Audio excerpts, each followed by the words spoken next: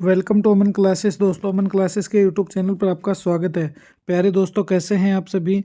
दोस्तों, आज है 8 जनवरी 2025 से रिलेटेड राजस्थान के जितने भी मोस्ट इम्पोर्टेंट क्वेश्चन बनते हैं दोस्तों करंट अफेयर्स के, आज उसके ऊपर हम चर्चा करने वाले हैं। तो दोस्तों, राजस्थान का ऐसा कोई भी एग्ज़ाम नहीं है जिसमें आपकी करंट की क्लास ना लगी हुई हो। तो इसलिए दोस्तों बने रहना इस वीडियो के एंड तक, क्योंकि इसमें मैं आपको वही मोस्ट इम्पोर्टेंट क्वेश्चन करवाऊंगा दोस्तों, जो आने वाले सभी एग्ज़ाम में पूछे जाएंगे। और जब आपके एग्ज़ाम होंगे तो आपको मैं आगे लाइव प्रूफ दिखाऊंगा कि मैंने इस क्लास में एक क्वेश्चन आपको करवाया था। तो देखिए, आज का अपना पहला क्वेश्चन स्टार्ट करते हैं अपने राजस्थान करंट को।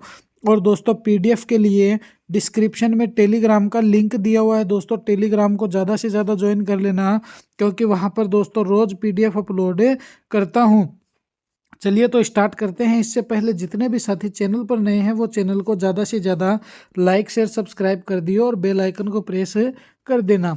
देखिए, आज का पहला क्वेश्चन देखिए। राजस्थान में सर्वजन हिताय पर आधारित समावेशी विकास के लिए राज्य सरकार द्वारा किन बैंकों के साथ समझौता किया गया है।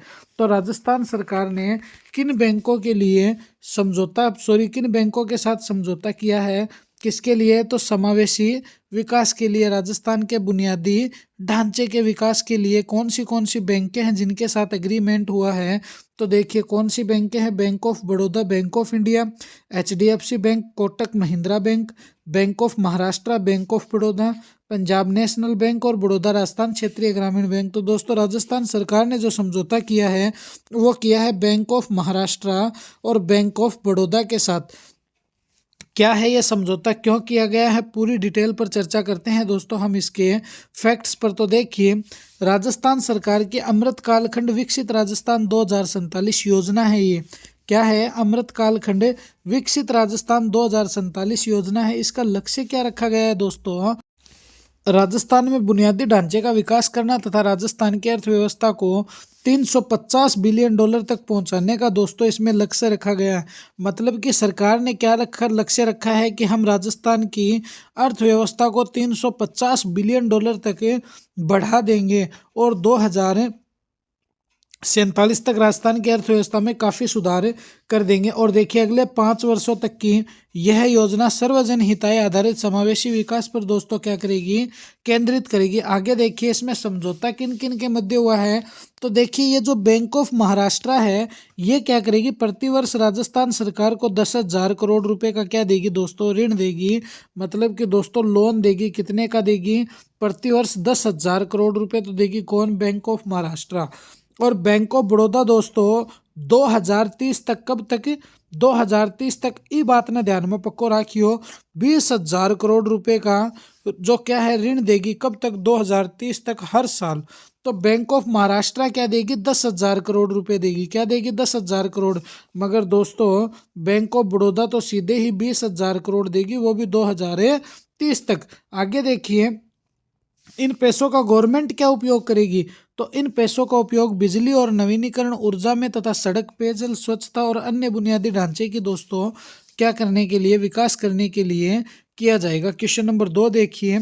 केंद्रीय स्वास्थ्य मंत्रालय के द्वारा HMPV ह्यूमन मेटान्यूमो वायरस को किस प्रकार का रोग घोषित किया गया है। तो केंद्रीय स्वास्थ्य मंत्रालय ने दोस्तों HMPV वायरस को कौन सा रोग बताया है, कोरोना जैसा रोग बता दिया, सामान्य श्वसन संक्रमण जैसा रोग बता दिया, HIV जैसा रोग बताया, मलेरिया जैसा रोग है। तो दोस्तों ये जो रोग है ये सामान्य श्वसन संक्रमण रोग है। क्या है, सामान्य श्वसन संक्रमण रोग जो है दोस्तों इसको बताया है। तो चलिए इसके फैक्ट्स पर डिस्कस करते हैं अपन। देखिए, केंद्रीय स्वास्थ्य मंत्रालय के द्वारा HMPV ह्यूमन मेटान्यूमो वायरस को सामान्य श्वसन संक्रमणीय रोग क्या किया गया है, बताया गया है। अब देखिए क्या है, तो ह्यूमन मेटान्यूमो वायरस, इसका प्रभाव देखिए, यह वायरस बूढ़े बच्चे, कमजोर प्रतिरक्षा तंत्र वाले प्राणियों में क्या करता है, अधिक पाया जाता है। इस रोग के शिकार गंभीर रोग से ग्रस्त रोगी तथा गर्भवती महिलाएं भी हो सकती है। ऐसी महिला जो दोस्तों प्रेग्नेंट हो और दोस्तों गंभीर जिनको रोग हो, जिस व्यक्तियों को जैसे कि HIV का रोग हो गया, जिसमें इम्यूनिटी पावर दोस्तों क्या हो जाती है, कम हो जाती है। और भी बहुत तरह के रोग है दोस्तों जो इम्यूनिटी पावर को तोड़ते हैं, उनमें ये रोग नॉर्मली हो सकता है। इनका परिचय देखिए, HMPV वायरस जो है श्वसन तंत्र को तो प्रभावित करता है, तथा इस वायरस को सर्वप्रथम 2001 में दोस्तों खोज लिया गया था कि ऐसा भी कोई वायरस होता है। चलिए क्वेश्चन नंबर 3 देखिए, किशनगढ़ में global stone technology forum GSTF का अंतर्राष्ट्रीय सेमिनार कब आयोजित किया जाएगा? तो 9 से 10 जनवरी, 12 से 25 जनवरी, 10 से 13 जनवरी या 8 से 14 जनवरी। तो दोस्तों इस सेमिनार का जो आयोजन है किशनगढ़ कहाँ है? आप सभी जानते हो अजमेर में। कहाँ है? अजमेर में ही पड़ता है क्या? किशनगढ़। तो देखिए 9 से 10 जनवरी को दोस्तों ग्लोबल स्टोन टेक्नोलॉजी फोरम जो है इसका अंतर्राष्ट्रीय सेमिनार का आयोजन किया जाएगा। तो देखिए किशनगढ़ में ग्लोबल स्टोन टेक्नोलॉजी फोरम का अंतर्राष्ट्रीय सेमिनार का आयोजन 9 से 10 जनवरी 2025 को होगा। ये जो जगह है, स्थल है, वो कौन सा है? किशनगढ़ मार्बल एसोसिएशन सभागार में इसका आयोजन होगा। इसकी तारीख क्या रखी गई है? 9 से 10 जनवरी 2025। मतलब कि दोस्तों ये 2 दिन का सेमिनार होगा मेरे रसगुल्लो। कितने दिन का? 2 दिन का। इसका आयोजन करता कौन है? Global stone technology forum GSTF इसका आयोजन करता है। आगे देखिए इस पे कुछ मुख्य बिंदु क्या है? अंतर्राष्ट्रीय स्टेन टेक्नोलॉजी में प्रगति करना। मतलब कि दोस्तों इसका जो मुख्य उद्देश्य या मुख्य बिंदु अगर तुम समझना चाहो तो क्या रखा गया इस मीटिंग का कि अंतर्राष्ट्रीय स्टोन यानी पत्थर की टेक्नोलॉजी में दोस्तों क्या करना? प्रगति करना। अब इसमें जो सहभागी देश है जो साथ निभा रहे हैं वो कौन कौन है? एक तो ईरान है और एक इटली के स्टेन टेक्नोलॉजी विशेषज्ञ भी इसमें शामिल होंगे और भारत के 500 से अधिक डेलीगेट्स भी दोस्तों इसमें क्या होंगे? शामिल होंगे। चलिए क्वेश्चन नंबर 6 पर डिस्कस करते हैं। देखिए राजस्थान के किन कलाकारों को नेशनल अप्रेजल समिति के सदस्य मनोनीत किया गया है? तो नेशनल अप्रेजल समिति का सदस्य राजस्थान के कौन से कलाकारों को दोस्तों मनोनीत कर दिया गया? हनीफ खान और उषा कंवर को, दौलत बेद और एहसान खान को, रघुनाथ और रामजी सुथार को, दौलत बेद और भानु भारती को। तो दोस्तों दौलत बेद और भानु भारती जो है इनको क्या कर दिया गया? अप्रेजल समिति का दोस्तों सदस्य बनाया गया है। चलिए इनके फैक्ट्स और देखते हैं अपने। नेशनल अप्रेजल समिति NAC में दौलत बेद और भानु भारती को सदस्य मनोनीत किया गया है। इनका कार्यकाल जो है वो 3 वर्ष का होगा। यह जो समिति है वो टैगोर कल्चरल कॉम्प्लेक्स के अधीन दोस्तों अपना कार्य करेगी। दौलत बेद यह देश विदेश में प्रसिद्ध नाट्य क्या है? निर्देशक है। कौन? दौलत बेद। तो दोस्तों प्रसिद्ध नाट्य निर्देशक है दौलत बेद। और भानु भारती क्या है? तो यह भारतीय रंग जगत की एक वरिष्ठ निर्देशक है। क्या है? भारतीय रंग जगत की वरिष्ठ निर्देशक है। इनके सदस्य का चयन देखिए केंद्रीय संस्कृति मंत्रालय के द्वारा संपूर्ण भारत से 47 सदस्यों का चयन हुआ था। इनमें से 2 है वो अपने प्यारे प्यारे राजस्थान के हैं। कौन? भानु भारती और दौलत बेद। भानु भारती दौलत बेद दोनों कलाकारों को राष्ट्रीय स्तर पर विशेष स्थान दोस्तों पहले से भी मिला हुआ है। क्वेश्चन नंबर 5 देखिए, पूर्व में जारी राजस्थान के शिक्षा में बढ़ते कदम का नया नाम क्या रखा गया? मतलब कि दोस्तों पहले तो नाम रखा गया था राजस्थान की शिक्षा में बढ़ते कदम। अब इसका नया नाम जो है वो रखा गया मुख्यमंत्री शिक्षित राजस्थान अभियान। क्या रखा गया है? मुख्यमंत्री शिक्षित राजस्थान अभियान। जब दोस्तों गहलोत की सरकार थी 2021-22 का दौर था, कोरोना महामारी का समय था, उस समय बच्चों की परीक्षा और बच्चों के सिलेबस जो वंचित रह गए थे सिलेबस होने से उनको दोस्तों कंप्लीट करवाना और उनमें दोस्तों बच्चों की पढ़ाई को निरंतर रखने के लिए गहलोत सरकार ने एक कदम उठाया था और शिक्षा में बढ़ते कदम का दोस्तों एक पहल की थी। अब देखिए क्या है ये, इसके पूरे फैक्ट्स पर ही डिस्कस कर डालते हैं। अभी राजस्थान में शिक्षा में बढ़ते कदम अभियान का नाम मुख्यमंत्री शिक्षित राजस्थान अभियान कर दिया गया है।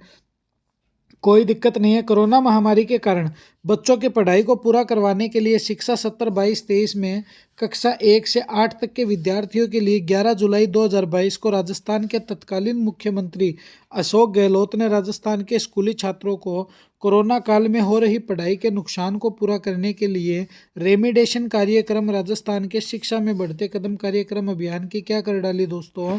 शुरुआत कर डाली। तो क्यों हुई इसकी शुरुआत जान गए होंगे आप। इस अभियान के तहत इसका जो ऐप है दोस्तों 5 सितंबर 2022 को लॉन्च भी कर दिया गया था जिससे कि बच्चे जो है वो दोस्तों पढ़ सके। अब देखिए इंपॉर्टेंट पॉइंट पर चर्चा करते हैं। राजस्थान में शिक्षा में बढ़ते कदम, तो RKSMBK क्या है?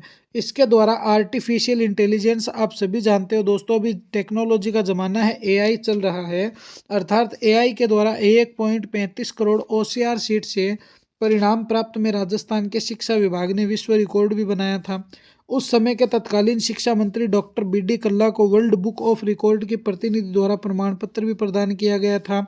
राजस्थान सरकार द्वारा एआई का जो ये ऐप लॉन्च किया गया था वो 5 सितंबर 2022 को दोस्तों क्या किया गया था, लॉन्च किया गया था। चलिए नेक्स्ट क्वेश्चन देखिए। बीएसएफ में उप कमांडेंट के पद पर कार्यरत रोहित चौधरी को चौथी बार डीजी प्रशस्ति पत्र से और मेडल से सम्मानित किया गया है। इनका संबंध राजस्थान के किस जिले से है? अजमेर से, पाली से, जालौर से या चूरू से? तो ये दोस्तों राजस्थान के अजमेर ज़िले के रहने वाले हैं। कहाँ के रहने वाले हैं? अजमेर ज़िले के रहने वाले हैं। और इनको अब लगातार चौथी बार दोस्तों डीजी पत्र और मेडल जो है इनको मिल चुका है। तो देखिए इसके फैक्ट्स पर भी डिस्कस करते हैं। अजमेर ज़िले के निवासी और बीएसएफ में उप कमांडेंट के पद पर कार्यरत रोहित चौधरी को चौथी बार डीजी प्रशस्ति पत्र और मेडल से सम्मानित किया गया है। अब देखिए नाम क्या है?